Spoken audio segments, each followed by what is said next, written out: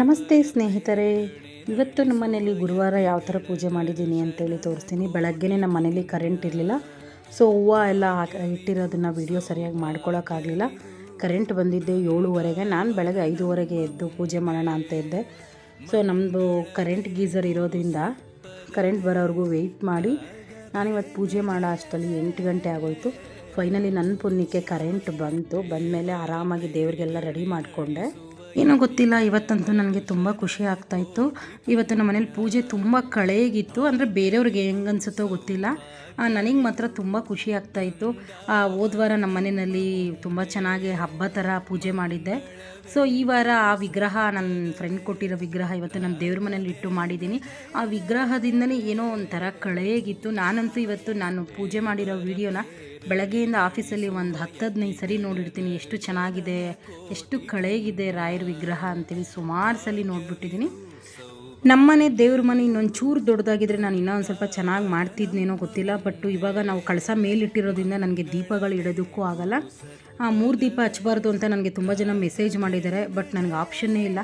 ಈಗ ವಿಗ್ರಹ ಬೃಂದಾವನ ಎಕ್ಸ್ಟ್ರಾ ಆಗಿರೋದ್ರಿಂದ ನನಗೆ ಅಲ್ಲಿ ಇಡೋದಕ್ಕೆ ನಂಗೆ ಜಾಗನೇ ಇಲ್ಲ. ಕಾಮಾಕ್ಷಿ ದೀಪ ಅಂತೂ ನಾವು ಯಾವಾಗಲೂ ಹಚ್ತೀವಿ. ಸೊ ರಾಯರ ಮುಂದೆ 2 ದೀಪ ಅಷ್ಟೇ ಹಚ್ಚೋದಕ್ಕಾಗೋದು. ತುಂಬ ಜನ ಅದನ್ನು ನಂಗೆ ಮೆಸೇಜ್ ಮಾಡಿದ್ದೀರಾ 3 ದೀಪ ಅಂಟಿಸ್ಬಾರ್ದು ಅಂತ.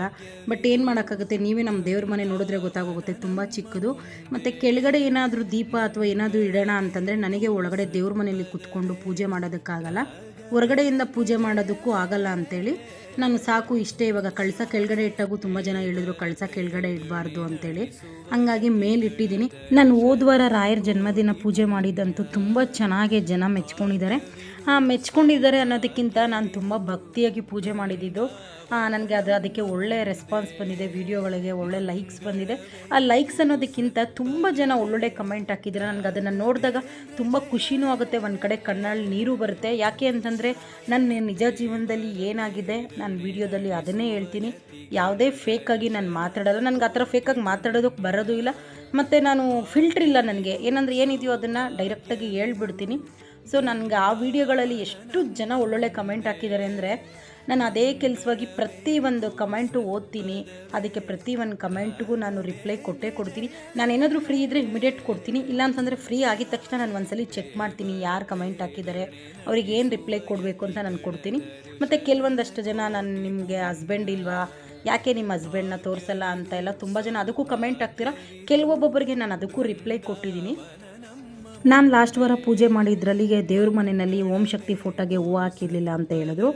ನೀವು ಪರಿಸ್ಥಿತಿ ಅರ್ಥ ಮಾಡ್ಕೋಬೇಕು. ಈಗ ಬೇಕಂತ ಯಾರೂ ಏನು ಮಾಡಲ್ಲ. ನಾವು ಎಷ್ಟೇ ಕರೆಕ್ಟಾಗಿ ಏನೇ ಮಾಡಿದ್ರು ಎಲ್ಲೋ ಒಂದು ತಪ್ಪಾಗಿರುತ್ತೆ. ನಮ್ಮ ಜನ ಏನು ಮಾಡ್ತಾರೆ ಅಂದರೆ ತಪ್ಪು ಕಂಡುಹಿಡೋದಕ್ಕೆ ಕಾಯ್ತಾ ಇರ್ತಾರೆ. ಒಳ್ಳೇದು 10 ಮಾಡಿರ್ತೀವಿ, ಅದು ಕಾಣಿಸಲ್ಲ ಅವರಿಗೆ. ತಪ್ಪೇನೋ ಒಂದು ನಡೆದಿರುತ್ತೆ, ಅದನ್ನು ಹೈಲೈಟ್ ಮಾಡಬೇಕು ಅಂತಲೇ ಕೆಲವೊಂದಷ್ಟು ಜನ ಕಾಯ್ತಾ ಇರ್ತಾರೆ. ಸೊ ಇವತ್ತು ನೋಡಿ ಮಲ್ಲಿಗೆ ಹೂವು ತೂಕ ಇರಲ್ಲ, ಹಂಗಾಗಿ ನಾನು ದೇವರಿಗೆ ಮಲ್ಲಿಗೆ ಹೂವು ಹಾಕಿದ್ದೀನಿ. ನಾನು ಲಾಸ್ಟ್ ವೀಕು ಮಲ್ಲಿಗೆ ಹೂವು ಇತ್ತು, ಬಟ್ ಅದೆಲ್ಲ ದಿಂಡು ತೂಕ ತಡೆಯಲ್ಲ. ಅದು ನಾನು ಡಬಲ್ ಸೈಡ್ ಟೇಪಲ್ಲಿ ಅಂಟಿಸಿರೋ ಫೋಟೋ.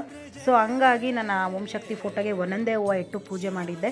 ಇದಕ್ಕೆ ಮೇಲೆ ನಾನು ಜನಕ್ಕೆ ಮೆಚ್ಚೋದಕ್ಕೆ ನಾನು ಏನೂ ಮಾತಾಡೋದಕ್ಕಾಗಲ್ಲ. ನಾನು ಇದಕ್ಕಿಂತ ಮುಂಚೆ ಎಲ್ಲ ಇನ್ನೂ ತುಂಬ ಜಾಸ್ತಿ ಹೂವುಗಳು ಹಾಕಿ ತುಂಬ ಚೆನ್ನಾಗಿ ಪೂಜೆ ಮಾಡಿದ್ದೀನಿ, ಇಲ್ಲ ಅಂತಲ್ಲ. ಬಟ್ ಈ ವೀಕಂತೂ ನನಗೆ ಗೊತ್ತಿಲ್ಲ, ಏನೋ ಒಂಥರ ಖುಷಿ ಆಗ್ತಿದೆ.